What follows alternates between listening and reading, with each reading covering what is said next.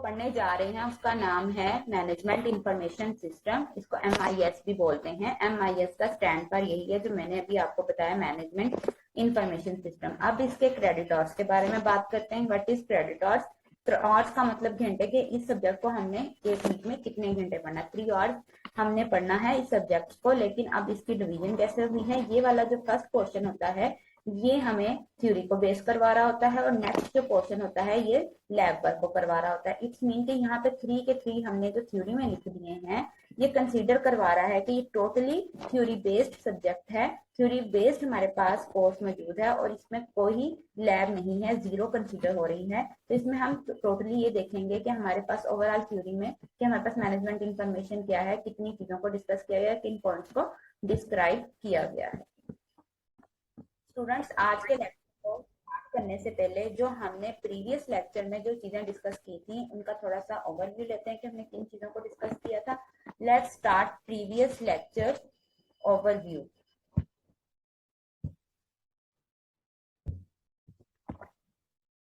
Information security implementation. अब जब हम इंफॉर्मेशन सिस्टम की बात करते हैं तो उसके ऊपर सिक्योरिटी भी लगानी पड़ती है और सिक्योरिटी को इम्प्लीमेंटेशन करने के लिए हमें क्या अप्रोचेस देखनी पड़ती हैं। Let's see.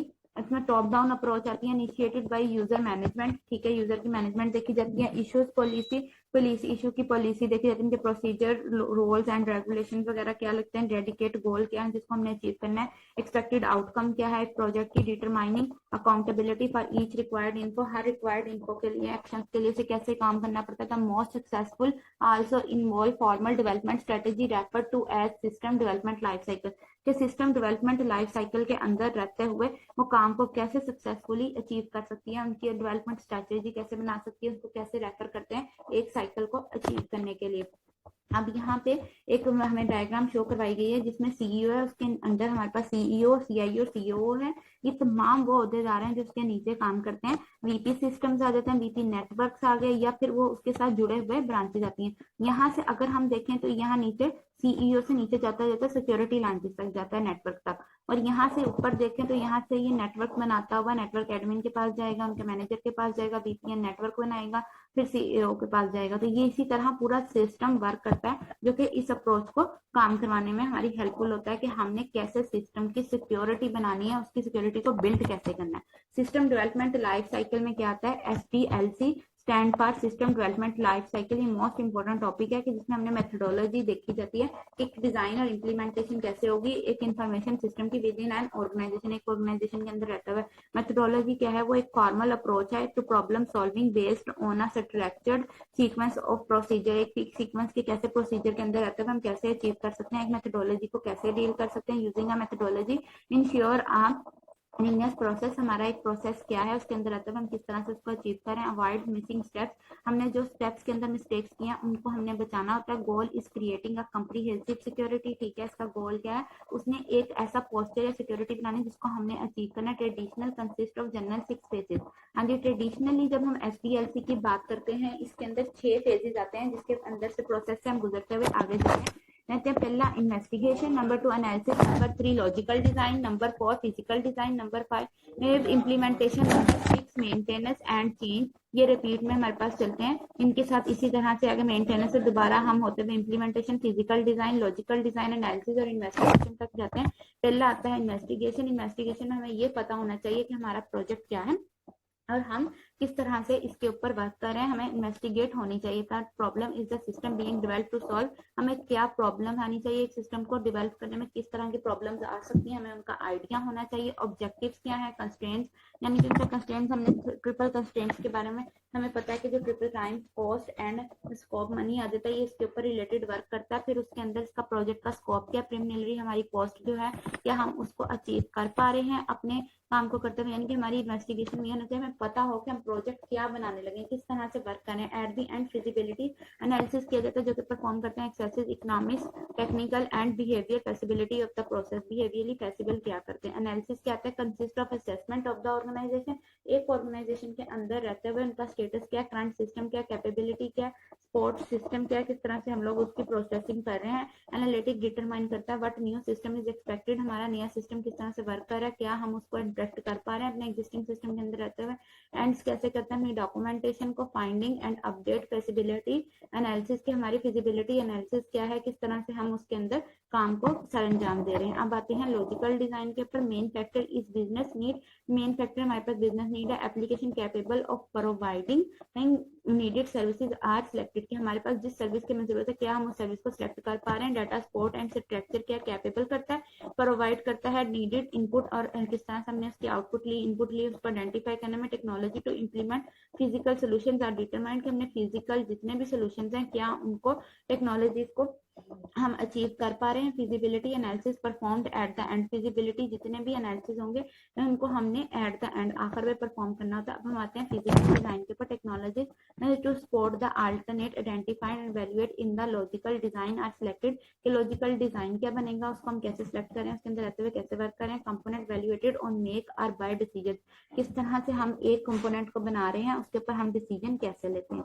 कि एक कंपोनेंट फिजिकल डिजाइन में यही होता है कि कंपोनेंट बनाते हुए डिसीजन लिया जाता है। नेक्स्ट हमारे पास पॉइंट आता है इम्प्लीमेंटेशन, सबसे मोस्ट इंपॉर्टेंट पॉइंट है। जब हमने इसका डिजाइन सोच लिया, सारा कुछ कर लिया, अब हम इम्प्लीमेंट करेंगे कि हमने अपना ट्रेंड एंड डॉक्यूमेंटेशन क्रिएट करनी है, कि जो हमें चीज चाहिए कि हमने उसके मुताबिक बना ली है, जो हमें ऑर्डर दिया गया था उस चीज को हमने रिट्राइव कर लिया, उसके अंदर रहते हुए काम को आगे चला लिया। अब आते हैं मेंटेनेंस एंड चेंज पे। जब हम किसी भी प्रोडक्ट को बनाते हैं तो उसका मेन काम यही होता है उसको मेंटेन करना, और मेंटेन करते हुए अगर कोई चेंजिंग आ गई पूरे लाइफ साइकिल के अंदर तो उसको बिल्ड कर सकें। अब यहाँ पे जो डायग्राम है इसमें हमारे पास investigation, analysis, logical design, physical design, implementation, maintenance, ये सारा सिस्टम इंफॉर्मेशन सिस्टम में हमारे पास वर्क करता है। वाटर सिस्टम, ये एसडीएलसी का वाटर फ्लो जो फॉल हमारे पास मेथोडोलॉजी है कि हमें बताती है कि A1 to ऑल हमने कैसे मूव करना है ताकि हम अपने सिस्टम को सिक्योर बना सकें और मैनेजमेंट इंफॉर्मेशन सिस्टम के अंदर इसकी डीलिंग करवा सकें, कि हमारा management information system securely business को डील कर रहा है। ट्रांजैक्शन प्रोसेसिंग सिस्टम से टीएसपी भी कहते हैं, यानी कि ट्रांजैक्शन सिस्टम प्रोसेसिंग। इसमें क्या आता है, द लिमिटेशंस व न्यूमेरियस। हाँ जी, हमारे लिमिटेशंस के बारे में हमें बता दिया जाता है। The problem connected with entering the program and the data to be processed by the computer. इसका प्रॉब्लम क्या होगा, हम जैसे ही प्रोग्राम में एंटर होते हैं हमारा जो कंप्यूटर होता है वो उसके साथ प्रोसेस करना शुरू कर देता है। Progressing of the data and saving the result, हमारा जितना भी डाटा वो क्या करता है उसको सेव करता है, उसके ऊपर जितना भी होता है प्रोग्रेसिंग करता है। प्रोग्रेसिंग करने के बाद, प्रोसेसिंग करने के बाद काम को आगे लेके जाया जाता है। Distributed the result among the engaged involve individuals. हाँ जी, इंडिविजुअल्स यानी कि 1 by 1 रखते हुए काम करते हैं। Processing speed, memory capacity, problems with design, construction of software, ये सारे प्रॉब्लम्स होनी चाहिए, स्पीड होनी चाहिए, मेमोरी होनी चाहिए, फिर चीजों को देखकर सॉफ्टवेयर की वर्किंग कराते हैं। Each of the constructed system were separate which sometimes resulted in entering the same data within an organization in a multiple way and frequently in different formats। हम लोग क्या करते हैं कि हर जो डाटा कंस्ट्रक्ट किया होता है उसको हम सेपरेट करते हैं पहले, फिर उसका रिजल्ट देखेंगे एक ऑर्गेनाइजेशन में क्या आया, फिर उनके मल्टीपल वेज हैं, हम सबको डिफरेंट फॉर्मेट्स में देखते हुए वर्क करवाएंगे। अदर डिफिकल्टीज कौन कौन सी हमें आ सकती हैं, were using unreliable input media with the long term processing and spreading the user from processing the data on a computer which he could only prepare, कि वो ऐसा डाटा जिसके ऊपर ये अकेले वर्क कर रहा है वो रिलायबल डाटा होता है और लॉन्ग टर्म चलाने के लिए हमें कंप्यूटर जो होता है वो अकेला ही प्रिपेयर करता है और उसके ऊपर रखते हुए वर्क करवाता है। The system were effective in the case math numerical calculations whose finding were interpreted manually, their usefulness is supporting management was reduced और to spending up numerical calculations के कौन कौन सी calculations कैसे लेके चलते हैं इस हवाले से उनको स्प्रेड करवाया जाता है, काम को आगे बढ़वाया जाता है। नेक्स्ट हमारे पास आता है ट्रांजैक्शन सिस्टम प्रोसेसिंग समराइजिंग। इसमें हमारे पास जो आती है ट्रांजैक्शन प्रोसेसिंग सिस्टम में परफॉर्म करना है, रिकॉर्ड जितनी भी ट्रांजैक्शन गई है ना हमारी डेली की उनको करना है। सेल्स का ऑर्डर क्या आया, कितनी एंट्रीज हमने की, पेरोल क्या आया, शिपिंग क्या आया, ईच एंड एवरीथिंग का हमने रिकॉर्ड रखना होता है। Allow managers to monitor status of operations and relation with external environment. हमारे जितने भी मैनेजर्स हैं उनको हम अलाउ करते हैं कि वो मॉनिटर करें स्टेटस जितना भी ऑपरेशन का और रिलेशन करें एक्सटर्नल एनवायरनमेंट के साथ। सर्व ऑपरेशनल लेवल को देखते हुए हम उनको सर्व करते हैं। Serve predefined structured goals and decision making, हम पहले से बने हुए गोल के ऊपर डिसीजन लेते हैं, उनका स्ट्रक्चर बनाते हैं, फिर उनके ऊपर डिसीजन मेकिंग कि हमारा जो गोल है वो सही को फुलफिल कर पाएंगे, उसकी अचीवमेंट सही तरीके से ले पाएंगे कि नहीं ले पाएंगे, इसके अंदर हम फर्दर वर्किंग करते हैं। नेक्स्ट हमारे पास आती है यहाँ पे इसकी डेफिनेशन आती है ट्रांजैक्शन प्रोसेसिंग सिस्टम की। Transaction processing system support the monitoring, collection, storing, processing and examination of organisation basic business transaction के बेसिक बिजनेस इसके ऊपर काम को लेके चलना है, मॉनिटर करना है, कलेक्ट करना है, स्टोरेज करना है, डाटा को आगे लेके जाना है, बेसिक बिजनेस ट्रांजैक्शन क्या होंगे। It also provides the input data, ये हमें इनपुट डाटा प्रोवाइड करती है। अदर इंफॉर्मेशन सिस्टम को देखते हैं several sometimes several transaction processing system में एग्जिस्ट करते हैं एक कंपनी के अंदर। ट्रांजैक्शन एंड प्रोसेसिंग सिस्टम जो होते हैं वो क्रिटिकली सक्सेस करते हैं किसी भी ऑर्गेनाइजेशन में, since they support core options आ जाते हैं ऑपरेशन सच एज परचेजिंग और materials, billing customer, preparing a payroll and shipping goods to customers आ जाते हैं कि आपने किस तरह से कस्टमर को देते हुए वर्क करवाना है, चीजों को आगे लेके चलना है, आपकी सक्सेस क्या है, मटेरियल्स क्या है, बिलिंग किस तरह से आप लोग कस्टमर्स की करें, सारी चीजें आती हैं। रिटेल स्टोर्स में क्या होता है, पॉइंट ऑफ सेल के मतलब ये आपका जैसा ही पॉइंट आया, आपने चीज खरीदी, आपने फौरन पेमेंट कर दी, their sale is completed and information transaction reduce the level of inventory on hand.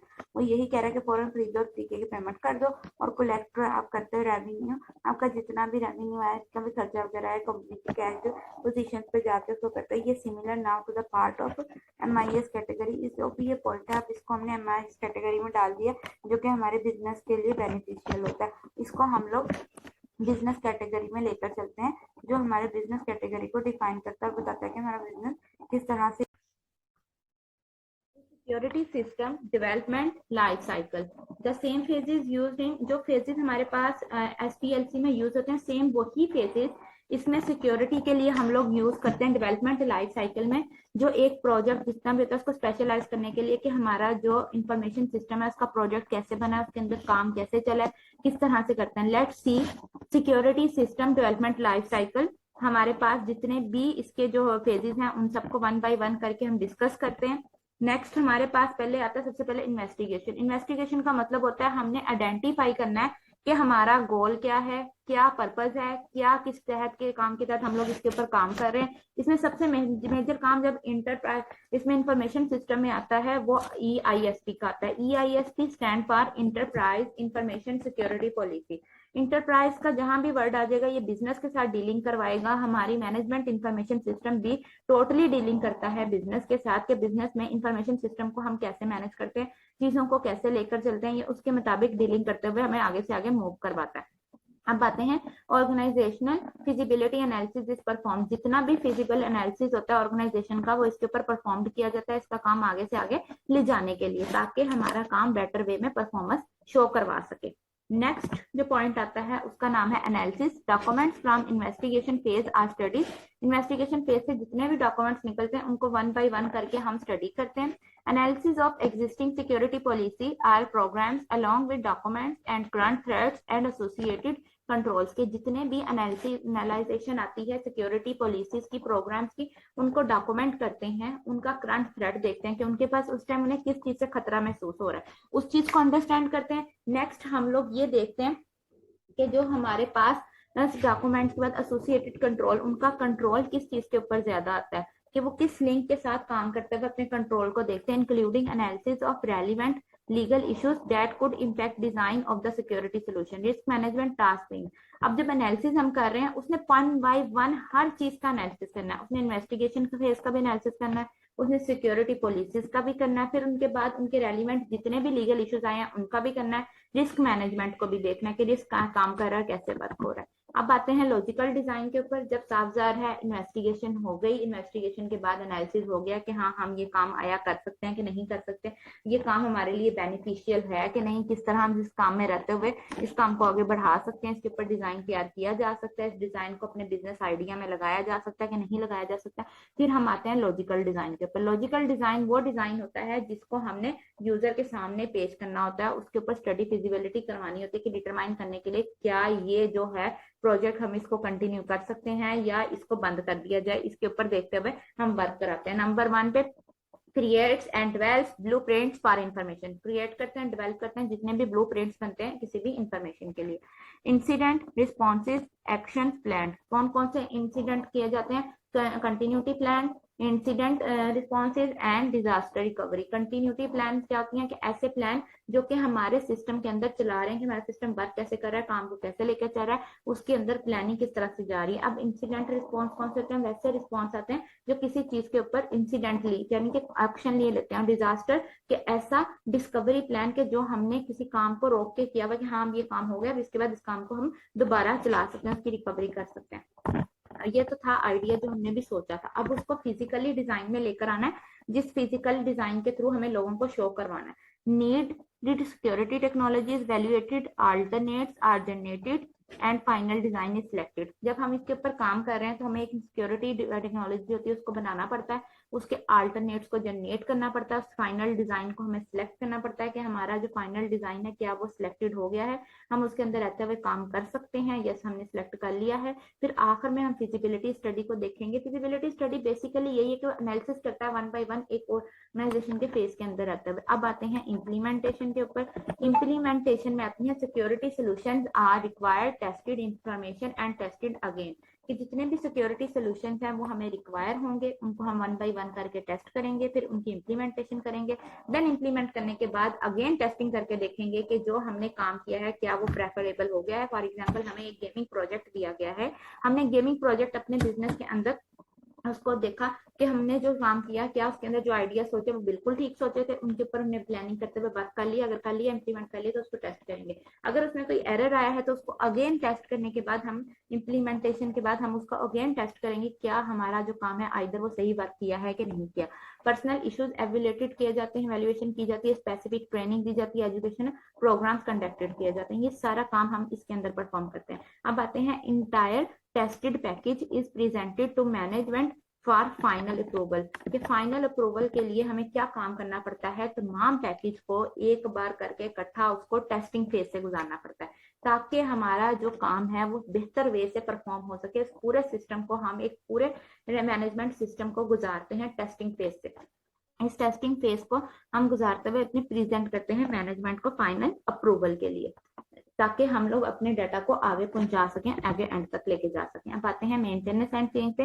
Perhaps the most important phase given the changing threat environment, के हमारे पास थ्रेट ऐसे कोई आ जाते हैं, कोई इन्वायरमेंट में कोई चेंजिंग आ गई, कोई प्रॉब्लम्स आ गई, तो वो हमारे पास कोई इस तरह के प्रॉब्लम्स आते हैं। Often repetition and resortation of information is a constant duel with an unseen adversary, मतलब ऐसा कोई भी सिचुएशन आ सकती है कि जो आपको अनसीन आपने सोचा ही नहीं था, लेकिन आपके प्रोग्राम में इतनी फ्लेक्सिबिलिटी होनी चाहिए या आपके बिजनेस से जो आइडियाज हैं उसमें इतनी फ्लेक्सिबिलिटी होनी चाहिए कि आप उसमें कोई चेंजिंग ला सकें, उसके मुताबिक चेंजिंग लाते हुए उसमें वर्क कर सकें। Information security profile of an organisation requires constant adoption as new threats emerge and old threats emerge। Information security में जो बेसिक काम यही होता है कि हमने पिछले थ्रेड्स और अगले थ्रेड्स पे हमने मर्ज करते हुए इसका काम करना है कि हमने इसको बेसिक देखना है। Maintenance and change, implementation, physical design, logical design, analysis, investigation, ये सारे फेजेस जो थे इन सब में से गुजर के हमने तैयार किया security system development life cycle. जो हमारे सिक्योरिटी एक सिस्टम को यानी कि इंफॉर्मेशन सिस्टम को जिस सिक्योरिटी की जरूरत है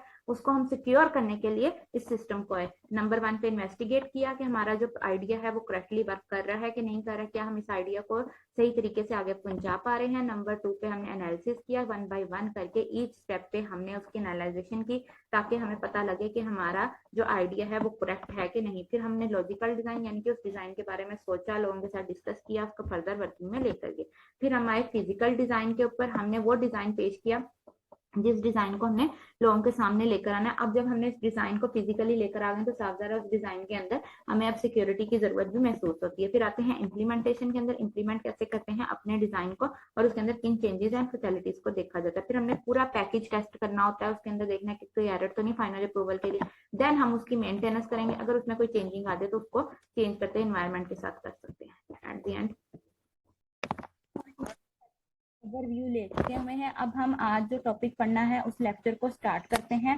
let's start today's lecture now.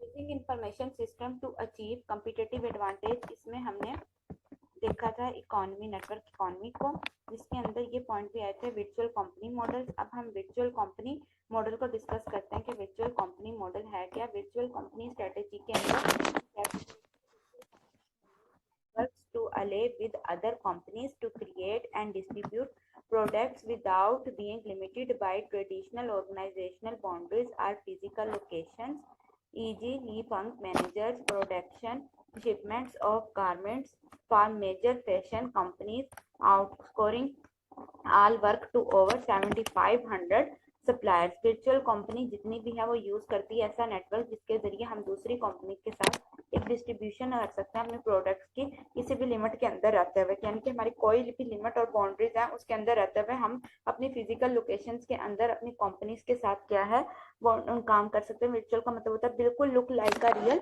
हमने चीज दिखानी होती है और इसमें यानी कि ऑनलाइन भी हम 7500 सप्लायर्स अवेलेबल होते हैं जो चीज़ों को आगे से आगे मूव करवाते हैं। नेक्स्ट आते हैं बिजनेस इकोसिस्टम, इसी को हमने इधर भी पढ़ा था, ये इसकी कैटेगरी है business ecosystem. What is business ecosystem? Industry sets of firms provide related services and products. Microsoft platforms used by thousands of firms for their own products. Walmart's order entry and inventory management system. अच्छा, अब business ecosystem क्या है? कुछ online services का जिक्र आएगा, कुछ इसमें ऐसे सिस्टम्स बताया जाएगा कि काम कैसे चलता है। ये इंडस्ट्री कहता है कि set of firms provided related services and products. एक जो इंडस्ट्री है वो हमें ऐसे सर्विसेज प्रोवाइड करती है या हमें ऐसी चीजें प्रोवाइड करती है जिसके जरिए हम चीजों को आगे से आगे हम अपनी सर्विसेज या प्रोडक्ट्स को अचीव कर सकते हैं। Microsoft platform used by thousands of firms for their own products. Microsoft platform क्या है? ऐसा प्लेटफॉर्म जिसके जरिए हम मल्टीपल फर्म्स जो होती हैं वो अपने प्रोडक्ट्स को अचीव कर सकती हैं, इन चीज़ों को आगे से आगे मूव करवा सकती हैं। वॉलमार्ट क्या है? वॉलमार्ट एक ऐसी जगह है जहां हम ऑर्डर करते हैं एंट्री, में अपनी एंट्रीज को ऑर्डर किया जाता है। फिर इन्वेंट्री मैनेजमेंट सिस्टम, यानी कि मैनेजमेंट सिस्टम की इन्वेंट्री बनाई जाती है, स्टॉक जो मौजूद होता है कि कितनी चीजें आई, फिर उसके बाद हमारे पास रहता है कितना स्टॉक अब मौजूद है, हमने एंट्री इनकी साथ साथ करते हुए अपने बजट सिस्टम को चलाना होता है। नेक्स्ट आता है keystone firms dominate ecosystem and create platform used by other firms. ये इकोसिस्टम के अंदर ही आता है कि हमें ऐसी फर्म क्रिएट करनी है जिसमें हमें प्लेटफॉर्म मुहैया करना है दूसरे फर्म्स के लिए कि वो अपनी डोमिनेट कर सकें उन चीज़ों को, कि हमारे पास ये चीज़ है या दूसरे के पास कौन सी ऐसी चीज़ है जिसके लिए वो एक दूसरे को एक्सप्लेन कर रहे हैं। नीचे फर्म्स क्या? Reply on platform developed by keystone firm. अच्छा, ये जो प्लेटफॉर्म है उसमें तो हमने डोमिनेशन के लिए उसको क्रिएट किया था। नीचे फर्म में क्या आता है? ऐसी प्लेटफॉर्म क्रिएट करना जो कि इसका जवाब दे सके, रिप्लाई कर सके कि हमारे पास हाँ जी ये प्रोडक्ट्स थी, हमने इसको वाकई ही इस तरह से यूज करते हुए चलाया है। Individual firms can consider how IT will enable them to become profitable. नीचे प्लेयर्स इन लार्जर इकोसिस्टम, कि हमारा जो इंडिविजुअल है फर्म क्या एक अकेली फर्म इस काबिल हो सकती है कि वो वर्क कर सके? यस, इंडिविजुअल फर्म जो है वो कंसीडर करती है कि हमारे पास हाई इंफॉर्मेशन जो टेक्नोलॉजी है वो इस काबिल है कि हमें इसे प्रॉफिटेबल बना सके, और जितने भी हमें रिप्लाई में फर्म दे रही है, जैसे नीचे प्लेटफॉर्म से नाम दिया जाता है, तो उसके मुताबिक में हम अपना एक बड़ा सा इकोसिस्टम बना सकें और उसको जवाब दे सकें। अब इसके अंदर जो हमें नई चीज देखने को मिल रही है एडवांटेजेस के अंदर, अब इसके अंदर using systems for competitive advantages. पहले जो हमने देखा था कम्पिटिटिव एडवांटेजेस देखे थे, अब हम देख रहे हैं कम्पिटिटिव एडवांटेज मैनेजमेंट इश्यूज। कौन कौन से इश्यूज आते हैं? Sustaining competitive advantage, performing strategic system analysis, managing strategic transaction. अच्छा, यहाँ पे जब आती है सस्टेनिंग कम्पिटिटिव एडवांटेज, इसके नाम से ही जाहिर है कि ऐसा सिस्टम बनाना जिसके जरिए हमारे जो कम्पिटिटर्स हैं हमें नुकसान भी पहुंचा सकते हैं, because competitors can relatable and copy strategic system. Competitive advantage is not always sustainable. System may become tools for survival, के ऐसे tools हम create कर रहे हैं जो survive कर सके हमारी product को।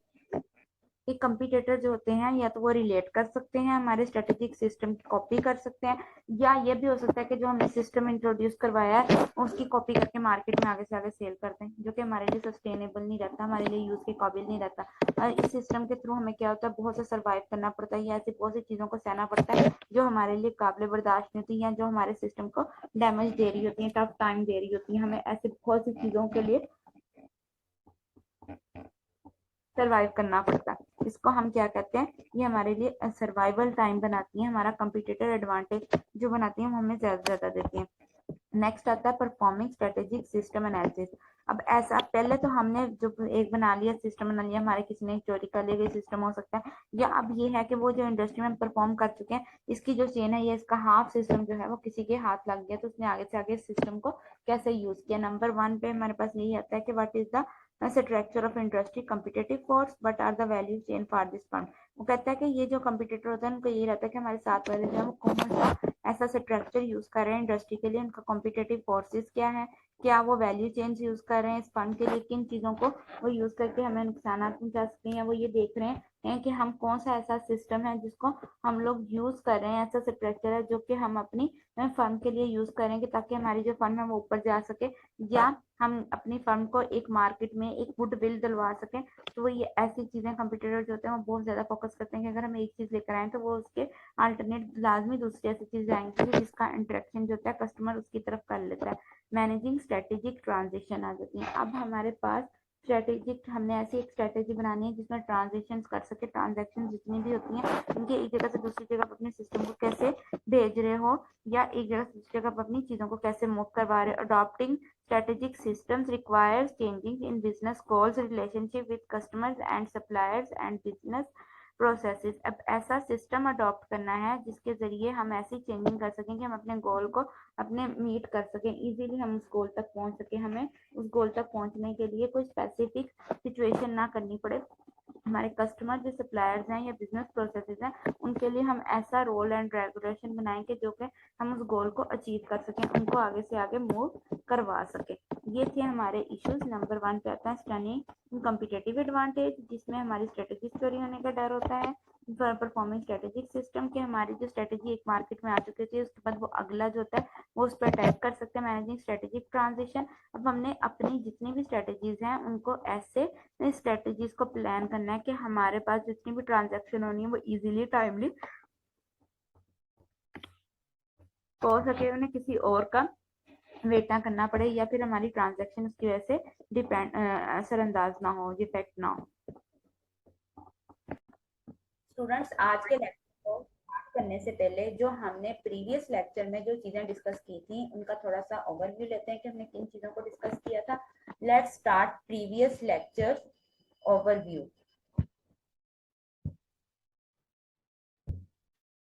कॉम्पिटिटिव एडवांटेज, जिसमें मुकाबला तन हमें किसी दूसरे के साथ हमारा जो है मुकाबला होता है और उसके जरिए में हमें क्या एडवांटेजेस हासिल होते हैं, किन फायदों हमें किन किन फायदों को देखना पड़ता है। तो साफ सारा अगर कोई हमारा कंपटीटर होगा तब भी हमें ये होगा कि हमें ये एडवांटेज सबसे ज्यादा यही होता है कि हम अपनी चीज को इम्प्रूव कर सकते हैं, अपना रिजल्ट बेटर से बेटर ला सकते हैं, अपनी क्वालिटी को इनहांस कर सकते हैं। ये सारी चीजें हमारे पास कंपटीटिव एडवांटेज में आती है। Information system can improve overall performances of business units by performing centralise and core competence आ जाते हैं। कहता है कि जब भी आप लोग किसी बिजनेस को इम्प्रूव करना चाहते हैं उसके लिए जरूरी है कि आप उनकी स्ट्रेटेजीज और जितने भी कॉम्पिटिशन है कोर कॉम्पिटेंस उनके मुकाबले उन सबको देखें कि वो क्या कर रहे हैं, किस तरह से कर रहे हैं, किन चीजों को वो बिल्ड कर रहे हैं, परफॉर्मेंसेज को बिल्ड करने के लिए वो किन चीजों को सहारा ले रहे हैं। नेक्स्ट हमारे पास क्या आता है, अब हमारे पास एनालिटिक्स आ जाती है कि when output of some units used as input to other organisational हमारे पास पूल मार्केट्स एंड एक्सपर्टाइज आ जाती है। जब आउटपुट एक ही यूनिट का सेम हम यूज कर रहे हैं इनपुट और दूसरी ऑर्गेनाइजेशन भी वही सेम बना रही है, तो क्या वो मार्केट में इनपुट लेकर आ रही है, क्या इनपुट को किस तरह से यूज करके आउटपुट लेके आ रही है, क्या उनकी एक्सपर्टाइज है, किन चीजों को यूज करके आगे से आगे वर्किंग के लेके जा रही है। मार्जिन ऑफ गूगल एंड मोबिटाइल मार्जिन, इसमें एग्जाम्पल यही है कि गूगल का जो मार्जिन चल रहा है या उसकी जो हमारे पास पब्लिसिटी चल रही है वो किस हवाले से चल रही है।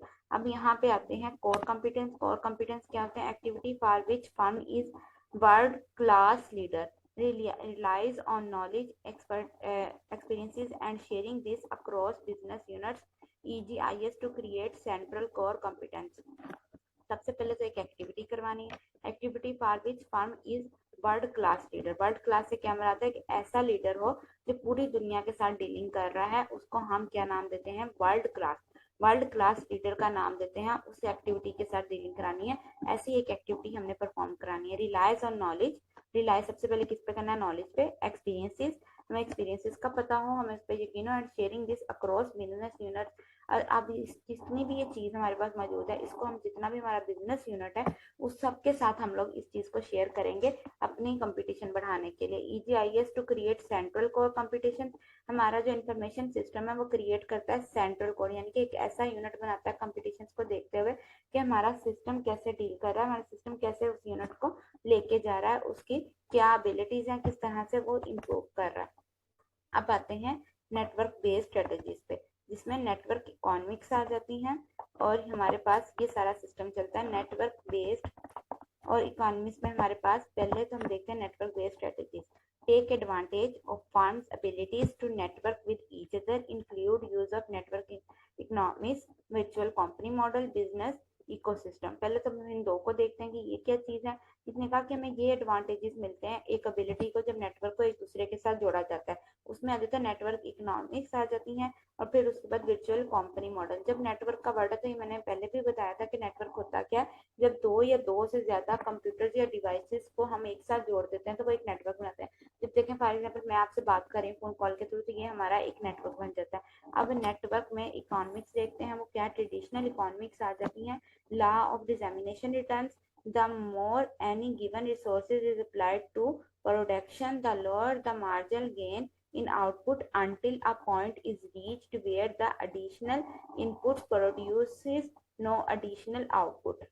अच्छा, इसमें सबसे पहली बात वो ये करता है कि ये डिजामिनेशन के लॉस को रिटर्न करवाता है, और इसमें मोस्ट इंपॉर्टेंट जो थिंग है कि आपको ऐसे रिसोर्सेज देने हैं जो कि अप्लाई करते हैं प्रोडक्शन के लिए, और lower margin gain in output, जितना भी मार्जिन मैनेजरियल होगा मार्जिनल होगा उसको आउटपुट में गेन किया जाता है until a point is reach, जब तक हम उस पॉइंट पर नहीं पहुंच जाते where the additional input produce no additional output. Basic meaning ये हुआ कि हमने अपनी जो आउटपुट है उसको अचीव करना है हायर मीनिंग में, लेकिन अगर हमारी प्रोडक्शन लो हुई तो हमें क्या होगा, हमें लोअर आउटपुट मिलेगी और हमें अपने उस पॉइंट तक पहुंचने के लिए अपने इनपुट को इंक्रीज से इंक्रीज करना होगा ताकि हम प्रोड्यूस कर सकें एडिशनल आउटपुट। इस तरह से हम ये नहीं कह सकते कि हमारी लोअर इनपुट हो तो हम उसमें ना कोई, फॉर एग्जांपल इकोनॉमी से मराद ही हमारे पास बजट आ जाता है कि हमारा बजट कैसा चल रहा है, चीजों को हम कैसे एक्सप्लेन कर रहे हैं, यही सारी चीजें इसके अंदर आ जाती हैं एडिशनल आउटपुट्स के अंदर। नेक्स्ट हमारे पास नेटवर्क इकोनॉमिक्स के पॉइंट आते हैं।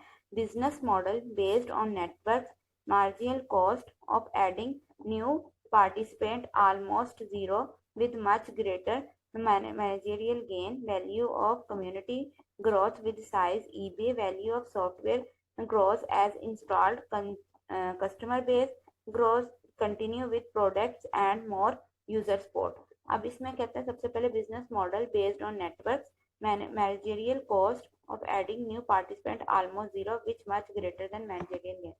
बता कि बिजनेस जितना भी मॉडल आप ऐड करें उनका यही होता है कि आपका नेटवर्क बेस होना चाहिए, उनको ऐड करते हैं नए पार्टिसिपेंट्स के लिए जो कि ऑलमोस्ट वैल्यू जीरो होती है, और ग्रेटर किससे होगी, मैनेजरियल गेन करने के लिए। उनका वैल्यू जितनी भी होगी कम्युनिटी की वो किसके साथ ग्रो करती है, साइज के साथ। जैसे जैसे साइज बढ़ता है वैल्यू जो है कम्युनिटी की इंक्रीज करनी शुरू कर देती है। Value of software gain as installed computer base, customer base, हमारी जितनी भी सॉफ्टवेयर की वैल्यू वो ग्रो होना शुरू हो जाती है, जिससे कस्टमर डिपेंड करते हैं कि हमारी वैल्यूज ग्रो करें और अपने कितने भी प्रोडक्ट्स हैं उनको ग्रो करके स्पोर्ट्स की तरफ लेकर जाया जाता है।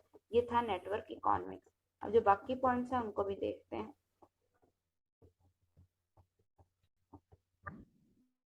Using information system to achieve competitive advantage, इसमें हमने देखा था इकोनॉमी, नेटवर्क इकोनॉमी को, जिसके अंदर ये पॉइंट भी आए थे वर्चुअल कंपनी मॉडल। अब हम वर्चुअल कंपनी मॉडल को डिस्कस करते हैं कि वर्चुअल कंपनी मॉडल है क्या। वर्चुअल कंपनी स्ट्रेटेजी के अंदर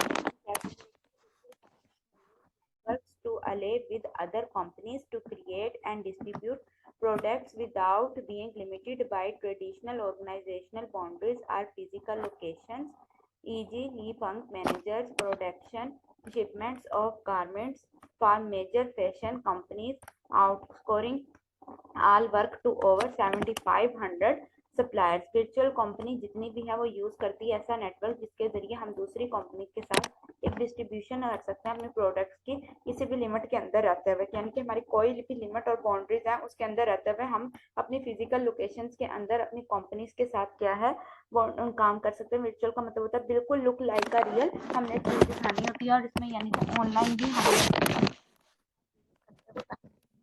तकरीबन 7500 सप्लायर्स अवेलेबल होते हैं जो चीज़ों को आगे से आगे मूव करवाते हैं। नेक्स्ट आते हैं बिजनेस इकोसिस्टम, इसी को हमने इधर भी पढ़ा था, ये इसकी कैटेगरी है business ecosystem. What is business ecosystem? Industry sets of firms provide related services and products. Microsoft platforms used by thousands of firms for their own products. Walmart's order entry and inventory management system. अच्छा, अब business ecosystem क्या है? कुछ online services का जिक्र आएगा, कुछ इसमें ऐसे सिस्टम्स बताया जाएगा कि काम कैसे चलता है।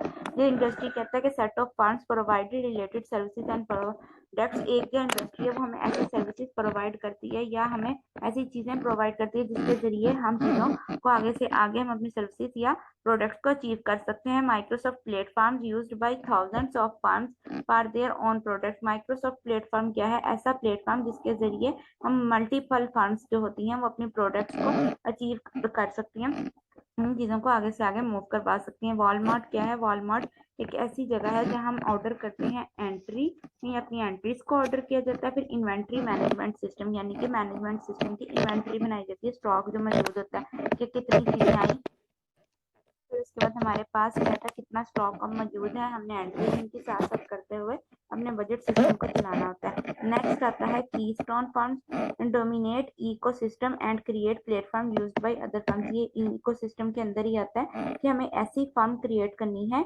जिसमें हमें प्लेटफॉर्म मुहैया करना दूसरे फर्म्स के लिए कि वो अपनी डोमिनेट कर सकें उन चीज़ों को, कि हमारे पास ये चीज़ है या दूसरे के पास कौन सी ऐसी चीज़ है जिसके लिए वो एक दूसरे को एक्सप्लेन कर रहे हैं।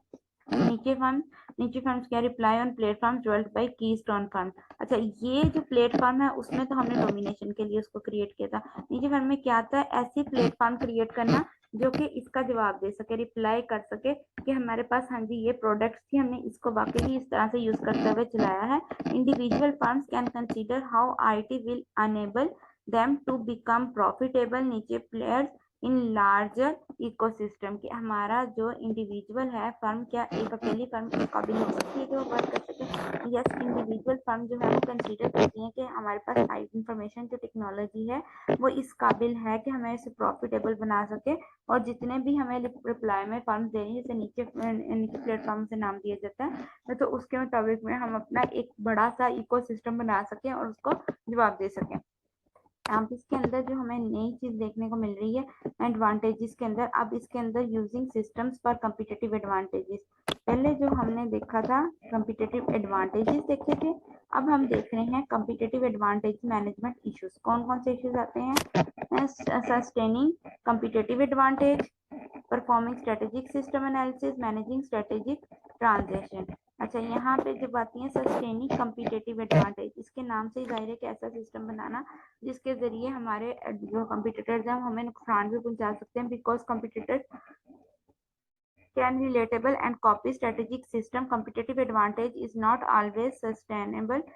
System may become tools for survival, के ऐसे tools हम create कर रहे हैं जो survive कर सके हमारी product को। कि कंपटीटर जो होते हैं या तो वो रिलेट कर सकते हैं, हमारे स्ट्रेटेजिक सिस्टम की कॉपी कर सकते हैं, या ये भी हो सकता है कि जो हमने सिस्टम इंट्रोड्यूस करवाया है उसकी कॉपी करके मार्केट में आगे से आगे सेल करते हैं, जो कि हमारे लिए सस्टेनेबल नहीं रहता, हमारे लिए यूज के काबिल नहीं रहता। और इस सिस्टम के थ्रू हमें क्या होता है, बहुत सा सर्वाइव करना पड़ता है या ऐसी बहुत सी चीजों को सहना पड़ता है जो हमारे लिए काबिल बर्दाश्त नहीं होती है, जो हमारे सिस्टम को डैमेज दे रही होती है, टफ टाइम दे रही होती है, हमें ऐसे बहुत सी चीजों के लिए सर्वाइव करना पड़ता है। इसको हम क्या कहते हैं, ये हमारे लिए सर्वाइवल टाइम बनाती है, हमारा कंपटीटर एडवांटेज जो बनाती है वो हमें ज्यादा देती है। नेक्स्ट आता है परफॉर्मिंग स्ट्रेटेजिक सिस्टम एनालिसिस। अब ऐसा पहले तो हमने जो एक बना लिया सिस्टम बना लिया, हमारे किसी ने चोरी कर लिया सिस्टम हो सकता है, या अब ये है कि वो जो इंडस्ट्री में परफॉर्म कर चुके हैं इसकी जो चेन है, ये इसका हाफ सिस्टम जो है वो किसी के हाथ लग गया, तो उसने आगे से आगे सिस्टम को कैसे यूज किया। नंबर 1 पे हमारे पास यही आता है कि what is the structure of industry competitive force, what are the value chain for this firm. वो कहता है कि ये जो कंपटीटर होता है उनको यही रहता है कि हमारे साथ वाले जो है वो कौन सा ऐसा स्ट्रक्चर यूज कर रहे हैं इंडस्ट्री के लिए, उनका कॉम्पिटेटिव फोर्सेस क्या है, क्या वो वैल्यू चेंज यूज कर रहे हैं इस फंड के लिए, किन चीजों को वो यूज करके हमें नुकसान पहुंचा सकते हैं, वो ये देख रहे हैं हैं कि हम कौन सा ऐसा सिस्टम है जिसको हम लोग यूज कर रहे हैं, ऐसा स्ट्रक्चर है जो कि हम अपनी फर्म के लिए यूज करेंगे ताकि हमारी जो फर्म है वो ऊपर जा सके, या हम अपनी फर्म को एक मार्केट में एक गुडविल दिलवा सकें। तो वो ये ऐसी चीजें कंप्यूटर जो होते हैं वो बहुत ज्यादा फोकस करते हैं कि अगर हम एक चीज लेकर आए तो वो उसके अल्टरनेट लाजमी दूसरी ऐसी चीज लाएंगे जिसका इंटरेक्शन जो होता है कस्टमर उसकी तरफ कर लेता है। मैनेजिंग स्ट्रेटेजिक ट्रांजिशन आ जाती है। अब हमारे पास स्ट्रेटेजिक, हमने ऐसी एक स्ट्रेटेजी बनानी है जिसमें ट्रांजेक्शन कर सके, ट्रांजेक्शन जितनी भी होती हैं उनके एक जगह से दूसरी जगह पर अपने सिस्टम को कैसे भेज रहे हो या एक जगह से दूसरी जगह पर अपनी चीजों को कैसे मूव करवा रहे हो। Adopting strategic systems requires changing in business goals, relationship with customers and suppliers and business processes. अब ऐसा सिस्टम अडॉप्ट करना है जिसके जरिए हम ऐसी चेंजिंग कर सकें कि हम अपने गोल को अपने मीट कर सकें, इजीली हम उस गोल तक पहुंच सकें, हमें उस गोल तक पहुंचने के लिए कोई स्पेसिफिक सिचुएशन ना करनी पड़े। हमारे कस्टमर जो सप्लायर्स हैं या बिजनेस प्रोसेसेस हैं उनके लिए हम ऐसा रोल एंड रेगुलेशन बनाएंगे जो कि हम उस गोल को अचीव कर सकें, उनको आगे से आगे मूव करवा सकें। ये थे हमारे इश्यूज। नंबर 1 पे आता है स्टनिंग कॉम्पिटिटिव एडवांटेज, जिसमें हमारी स्ट्रेटेजी चोरी होने का डर होता है। परफॉर्मिंग स्ट्रेटेजिक सिस्टम कि हमारी जो स्ट्रेटेजी एक मार्केट में आ चुकी थी उसके बाद वो अगला जो होता है वो उस पर अटैक कर सकते हैं। मैनेजिंग स्ट्रेटेजिक ट्रांजिशन, अब हमने अपनी जितनी भी स्ट्रेटेजीज हैं उनको ऐसे स्ट्रेटेजीज को प्लान करना है कि हमारे पास जितनी भी ट्रांजेक्शन होनी है वो इजीली टाइमली हो सके, उन्हें किसी और का वेट ना करना पड़े या फिर हमारी ट्रांजेक्शन उसकी वजह से डिपेंड असरअंदाज ना हो, इफेक्ट ना हो। आज के लेक्चर में भी पॉइंट्स हैं उन सबको हमने डिस्कस कर लिया है, उन सबको हम क्लियरली अंडरस्टैंड कर चुके हैं, उनका ओवरव्यू देख चुके हैं, प्रीवियस का ओवरव्यू देख चुके हैं, अच्छी तरह हर पॉइंट को डिस्कस कर चुके हैं, उनको हमने डिस्क्राइब कर लिया, एलेबोरेट कर लिया है। Now this is end of the lecture. Allah Hafiz.